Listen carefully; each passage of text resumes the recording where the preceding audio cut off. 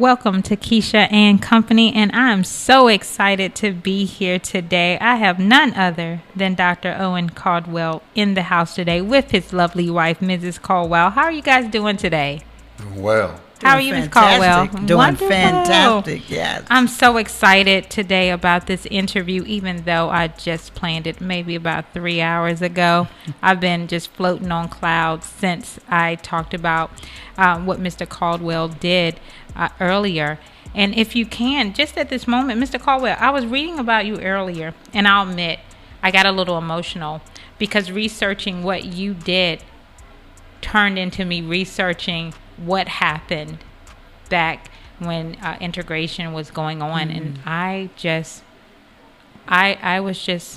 was really hurt about all of this, and it really made me think that, I have to go home and make sure that my children know what happened, because and I hate to admit it, but I don't think I really talked to them a lot about it, and I really don't think they're learning about it in school.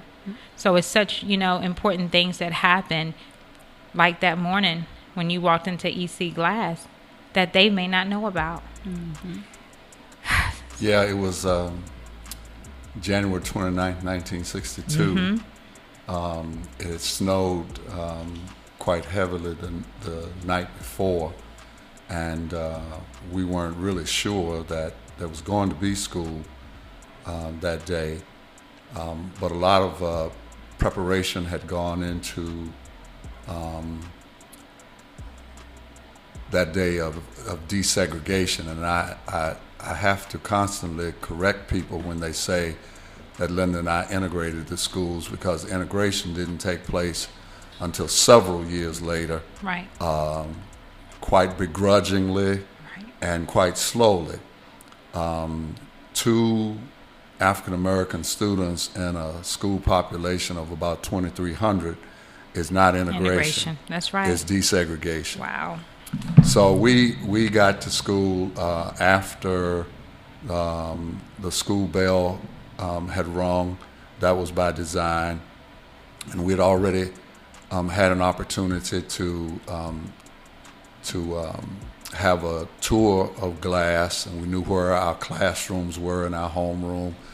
We had met some of the students that were in the Student Government Association, and a few students that were going to be in our classroom. And so it was comforting to see, a handful of familiar faces. But during that time, the Lynchburg newspaper came out both in the morning and in the afternoon.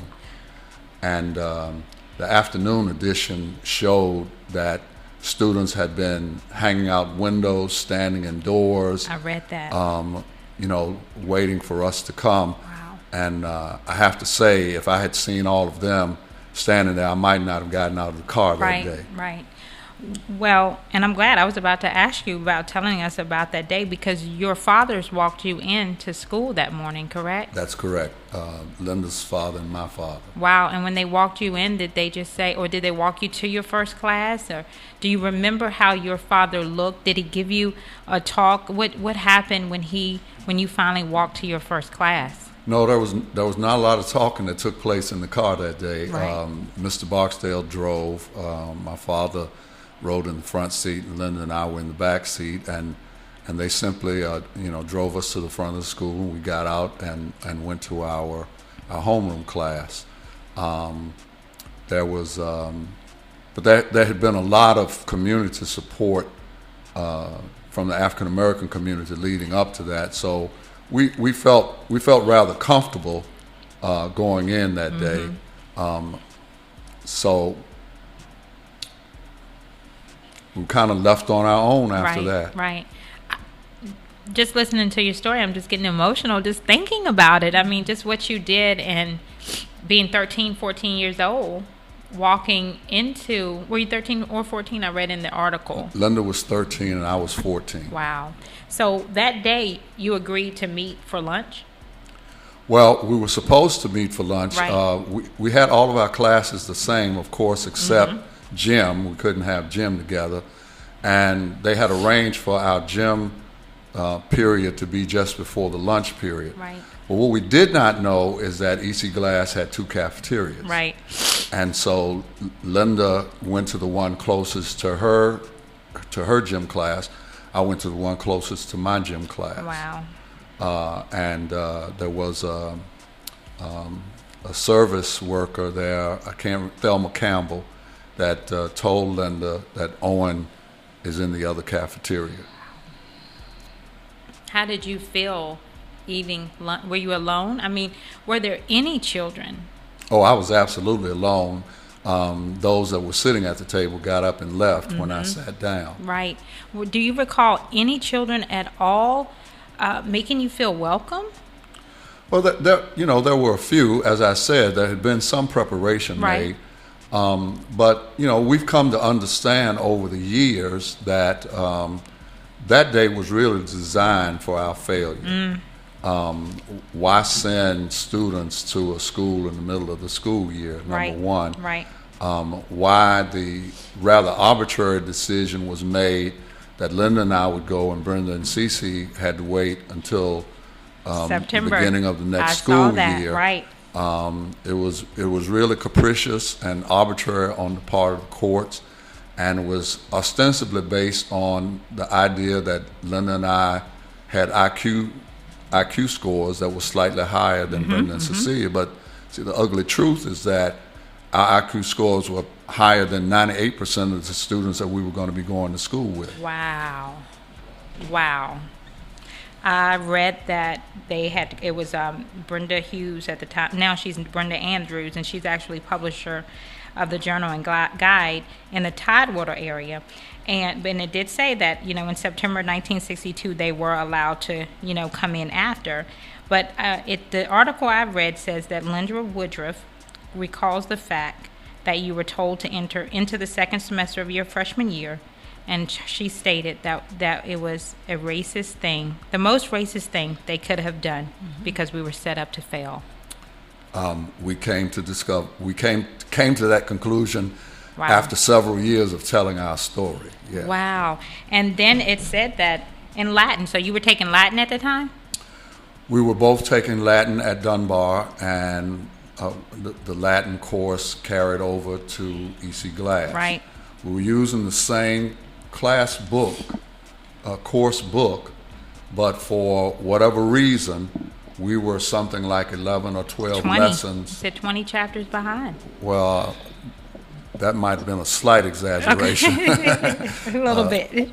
It's called sense making. You make Right. sense of your story. Right. It was probably more like 11 or 12 lessons behind, and for the first time in our school career, we had to have tutoring to be able to catch up. That was the first time I had ever made anything below a B.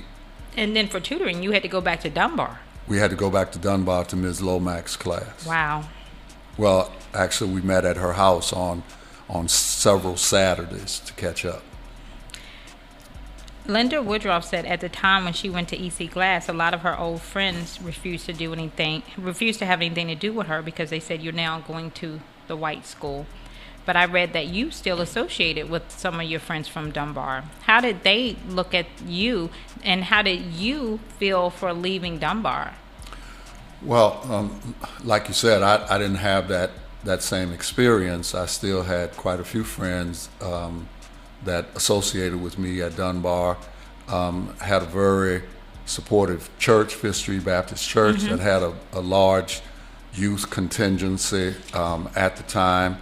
In fact, when parties were given, as teenagers, my house was one of the places Really? where we would gather for parties, and so I did not have that experience of disassociation from friends, because you always have those haters here and there. Right. That's true. Now, when you were going through this, at 14, I would imagine, very scary thing, were you ever sat down as a child to say, hey, this is what we're trying to do? Did you understand at the time what you were going to be doing? Well, that question has been posed in several different ways. And, did we understand that we were making history? it wasn't a question of whether we understood that we were making history. It was not presented in that context. Of course, we knew what was going on Right. across the nation. It had only been just a few months prior that the Greensboro lunch counter situation had taken place. And so we were aware of the context in which that was taking place. But it wasn't out of a sense of making history. It was in the sense of addressing an injustice. And both of us, encouraged by our parents, were very committed to that. Was it scary? Yeah. It's always scary when you look up and see nobody else that looks like you. Absolutely. And I think it might have been particularly difficult as a male, and Linda and I have had this discussion, several times, as opposed to what she had to deal with as a female. Yeah, I can imagine what she had to deal with as a female. I was talking to my friend today because when I found out I was going to interview you, of course I called everybody and let them know that. And he said, "Would you ask him a question for me?" And I said, "Sure."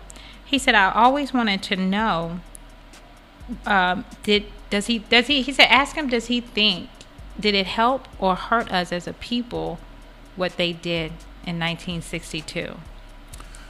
Well, that's a complex question, and it has to be really unpacked. Right. And I can't do that in a Short short radio time. interview. But it was necessary. Right. It was necessary at that particular time. As I look back and realize that we really haven't come that far, unfortunately, in this country, one can always question whether it helped or whether it hurt. Right. But it was something that was necessary to be done. And because of the focus on school desegregation, we were able to get certain other things done. We were able to get lunch counters opened up, restaurants opened up. Yes. We were able to get seating in movie theaters on an equal footing. I later became an activist. Linda did not choose to take that route, and so Brenda Hughes and I were kind of like the youth leaders in the movement here. Wow. in Lynchburg, and so that also probably exacerbated my experience at EC Glass. I'm sure. I'm telling you, I'm sitting over here and I'm rarely at a loss for words. My kids will tell you that. And I have questions wrote down, but I haven't had to ask them because you were just giving me the answers before I even asked them. So I am just over here just like really like shocked. And you just said something, because this was going to be my next question. Even though we've came a long way from then, are you satisfied today where we are? Well, in just a few days, we're going to be commemorating, maybe commemoration is not the right term, observing the 50th anniversary of Martin Luther King being taken away from us. At that juncture in the movement, Dr. King was preparing the Poor People's Campaign. And so the civil rights movement was morphing away from dealing with institutional types of desegregation to moving to an economic agenda, starting to move to an economic agenda. And when I look at where we are in this country now, I remember that Dr. King's last book was called "Where Do We Go From Here? Chaos or Community?" Wow.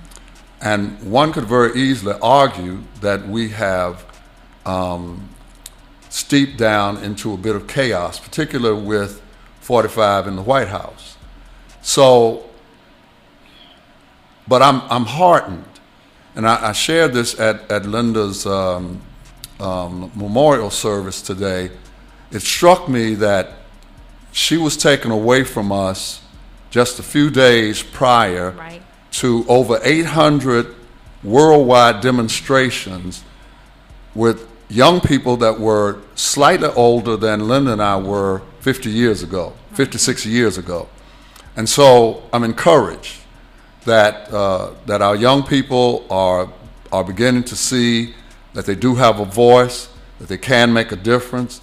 I'm hoping that this is not a flash in the pan. Right. Many of them are nearing voting age, and it's going to be very important that we exercise the ballot in the next several months.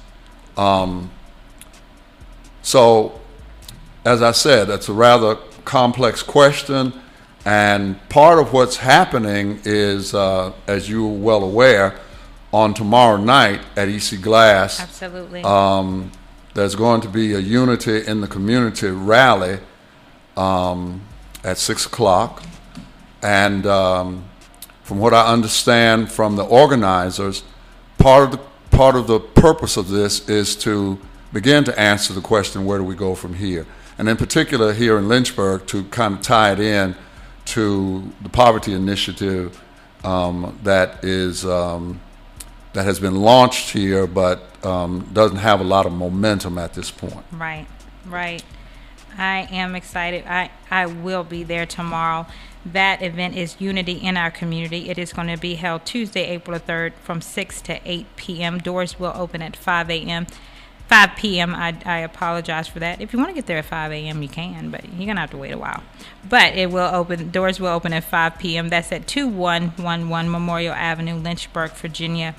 And I'm excited about that event. Dr. Cardwell, I have one last question for you. When asked, were you glad you did it, you stated, am I glad we did it? Most of the time. And then you said, would I do it again? It depends on the day, but it had to be done. Do you still feel that way? I definitely still feel that way. As I said, it was necessary. It had to be done. When I see the struggles that we are enduring, my wife and I are now working on resiliency training through our nonprofit Heroes and Dreams Academy, because we see that there has been almost a 50-year lag, and we need to return to the upper room, so to speak. Right. You know, when Jesus was crucified and resurrected, the disciples returned to the upper room for a period of time to kind of get their marching orders. We've been 50 years lagging in returning to the upper room, but there's momentum beginning to take place now in several sectors all around the country, where people are beginning to say, well, where do we go in the next 50 years? Right. We've got all kind of demographics where, in particular, African American boys seem to be pulling up the rear in any number of areas. And so we need to really focus on our children, and this resiliency work that we're doing now is really about the whole family. My wife, in particular, works with women. We have a resiliency program that we're working with Henrico County Jail. We have mentoring programs that we do and include resiliency in that. And so we're faced with an opioid crisis that many decry as having a white face, and so now all of a sudden we're concerned about drugs. Well, I say, yeah, that's true, but it is an opportunity for us to begin to address a dirge in our community. Right. Absolutely. I'm excited. Are you going to be speaking tomorrow? I think I'm going to have one or two things to say. One or two things. Well, I'm going to be there to hear those one or two things. Please do not go. I'm going to come back. I'm going to talk to his beautiful wife, who I've been looking at while he's talking, and she's just sitting here like this is the first time she's heard him talk. Her eyes are dreamy. I'm telling you, he's going to have to go and take her to dinner tonight and get her some roses. She just looks like she's so proud of him, as we all are. And you know what? Before we go, can you just honor Linda Woodruff with a few words of whatever you would want to say regarding her? For 56 years, it's been Linda and Owen. I kind of joked, started to feel like we were Mutt and Jeff, or Amos and Andy, or any famous pairs that you can name. It's going to be really strange now, not having her physically present. Right. A kind of a vacancy in the yoke, if you will. But her personality and her passion will continue to exist in all those whose lives she touched. Right. And so I would encourage those who are moved by her story to continue to live as if you were her legacy. Right. That is amazing. I am going to read more about her myself. I saw a picture. Beautiful woman. Oh my goodness, she was beautiful. I appreciate you for coming to see me today, Mr. Cardwell. When you're back in Lynchburg, you have to come back. Absolutely. You have to come back and spend some time with me here at Keisha and Company. But for everybody who's listening, thank you so much for listening. Again, April the 3rd, please come out to EC Glass High School, where over 50 years ago, Mr. Cardwell walked in that school, where the newspaper actually called it the Lion's Den, and he is here to tell the story. Guys, thank you so much for joining us, and until next time, we're empowering you to live your best life now.